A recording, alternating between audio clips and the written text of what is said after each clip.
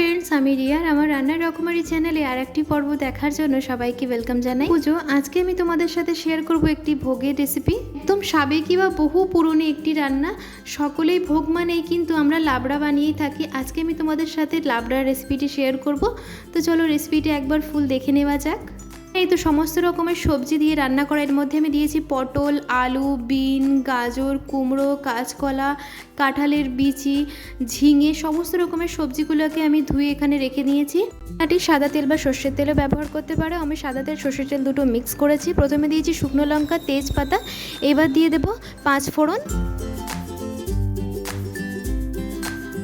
যা হয়ে যাওয়ার পরে এবার আমি দিয়ে দেবো সমস্ত প্রকারের সবজিগুলো। আমি কিন্তু কোনো সবজি আলাদা করে ভেজে রাখিনি। সমস্ত সবজিকে আমি একবারেই গ্যাসের ফ্লেমটা মিডিয়াম করে আস্তে আস্তে করে ভাজতে তালে থাকবো।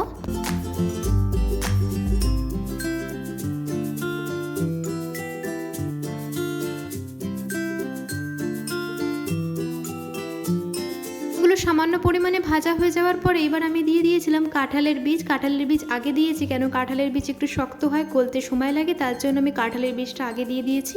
40% ভাজা হয়ে গেলে এবার আমি দিয়ে দেবো আদা গ্রেট করা।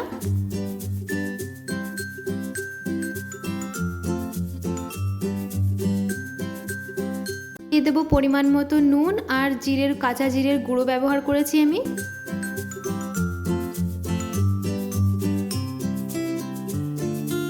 ফ্লেমটা মিডিয়াম করে আমি সমস্ত সবজিকে ভাজতে তালে থাকবো। তারপরে দিয়ে দিলাম একটি হলুদ গুঁড়ো।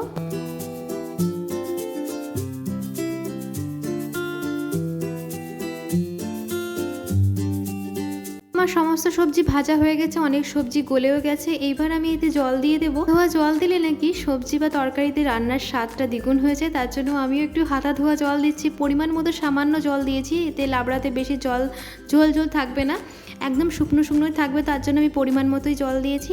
ঢেকে দিয়েছিলাম, ঢেকে আবার ঢাকনাটা খুলে নিলাম, দেখলাম কিছু সবজিগুলো শক্ত আছে।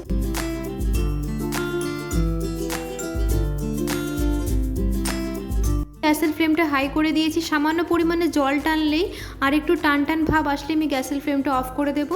চিনি আর ভাজা মশলা দিয়ে এবার আমার লাবড়াটা পুরো সম্পূর্ণভাবে তৈরি হয়ে গেছে। এবার আমি একে গরম গরম পরিবেশন করে নেব। এই বাঙালিদের বহু উৎসব চলে এসেছে, পুজো পার্বণ, এরকম লাবড়া ঠাকুরের সামনে অবশ্যই দিলেও এটা বাড়িতেও বানিয়েও খেতে পারো। রুটি, পরোটা, ভাত, পোলাওয়ের সাথে ভীষণ ভালো লাগে। রেসিপিটা একবার অবশ্যই তোমরা ট্রাই করো। এই রেসিপিটি যদি তোমাদের ভালো লেগে থাকে, যারা আমার রান্নার রকমারি চ্যানেলে প্রথমবার ভিজিট করেছো তাদের কাছে অনুরোধ রইল আমার চ্যানেলটাকে সাবস্ক্রাইব করে আমার পাশে থাকার জন্য। থাকা বেল আইকনটাকে অবশ্যই প্রেস করে দেবেন, যাতে আমি কোনো রান্নার ভিডিও দিলে সর্বপ্রথম যেন তোমাদের কাছে নোটিফিকেশনটা যায়। সবাই ভালো থেকো, সুস্থ থেকো, ধন্যবাদ।